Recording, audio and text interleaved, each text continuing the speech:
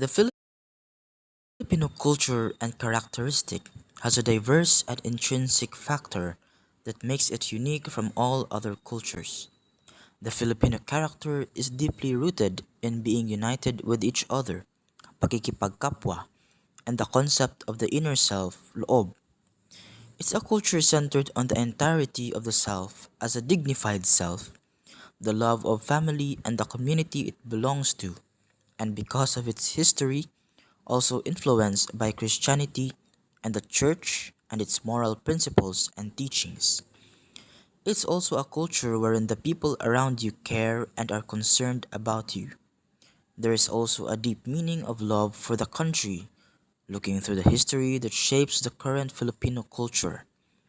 Although many things can be said about the Filipinos, we cannot forego that there are also bad or negative sides to these cultures or characteristics. In this video, we will tackle all about the positive and negative aspects of these and how exactly they form the whole Filipino perspective. As family love or filial love is one important aspect that shapes the Filipino culture, embodying respect for the family members and care for the people that raised, protected, and provided for all one needs. There is also a great deal of respect to the elders of the family and or of everyone older than oneself. The Filipino family structure is monarchic, which means that there is a hierarchy of respect given to the members. The father holds the highest honor, which means he has the final say of decisions and arguments. Next is the mother, then the children. But the father will always still bow down to his mother and father, the grandparents of their children. Grandfathers and grandmothers are given high respect because Filipinos think they have already gained a lot of experience in life and have the most wisdom accumulated throughout the years. Grandchildren would usually go up to their grandparents and ask for their hand. Then they would ask, "Mano po?" and the elders would offer their hand. Then the kid will take their hand and press the back of the palm on their forehead. This gesture denotes deep respect, at the same time, a way to ask for their blessing. The mano po is not only used by young people to their grandparents, but even their parents and their older siblings, their kuyas and ates. On the other hand, doing the mano po on just any other person who you think is older than you may also be a sign of disrespect. The act itself is seen as paying respect to people older than you, but some might be offended by the thought of being seen as someone already at an older age. Respect goes a long way, but it can also be a justification for control. Thus, we might see parents who are too controlling of their children and may not let their children have a say in their decisions. Have you ever been invited to eat by a Filipino? Well, you must immediately decline at first.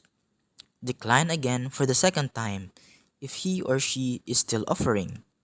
Then, if they still keep inviting you for the third time, then you can join them already.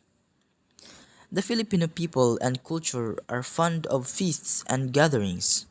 They love it. Whenever a feast of the town or a patron saint occurs, or occasions such as Christmas, Easter, birthdays, weddings, and such happens, the whole town celebrates. Neighbors who prepared food will invite their neighbors to eat in their houses. This is where the kain tayo originates. Kain tayo, or let's eat, a form of invitation of the Filipino person or family to eat with them or go inside their home or share their food.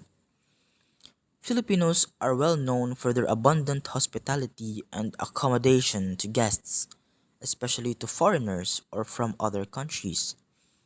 They will usually prepare everything that they have in stock just to make their guests feel at home or provide them something to fill their stomachs. Even if the house or family is poor, the Filipinos will still invite their guests happily to their home. On the other hand, the kain tayo has grown to have a double meaning among Filipinos. There seems to be a rule to this. One must first be hesitant and decline the first offer. This is because you will be seen as disrespectful and you may be seen as only after the food or benefit if you immediately accept the offer.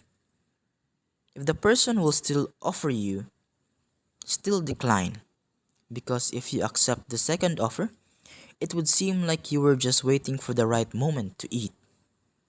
Lastly, if they still insist that you eat, then that would be the best time to accept the offer, as it would properly show that you respect and appreciate their food and hard work. If you still decline, then that would show a sign of disrespect for their hard earned preparation of the food for you. Filipino hospitality has a negative side to it. Filipinos will try to continue smiling and show that they are still happy and good even in times of despair, disasters, problems, and challenges in their life. But others use that as a disguise to mask their true intentions, and we can see these in the Filipino characteristic of being close or sip-sip to someone with power or authority, or especially to wealthy people and foreigners who look handsome and beautiful, anything or anyone that could benefit them for their own sake.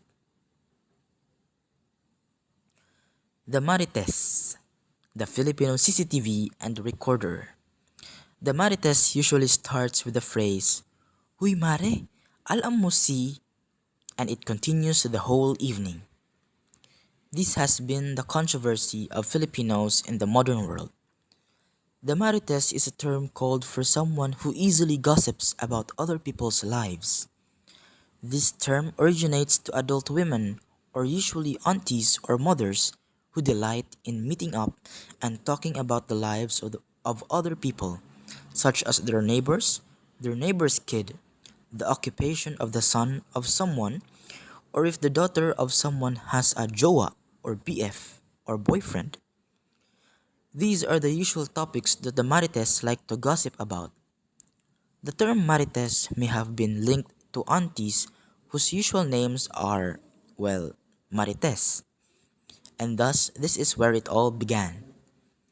Nowadays, this term is used to refer to someone who always likes to know about the whereabouts or information about someone they do not even have a close relationship to and leaks personal information to others without the consent of the person involved.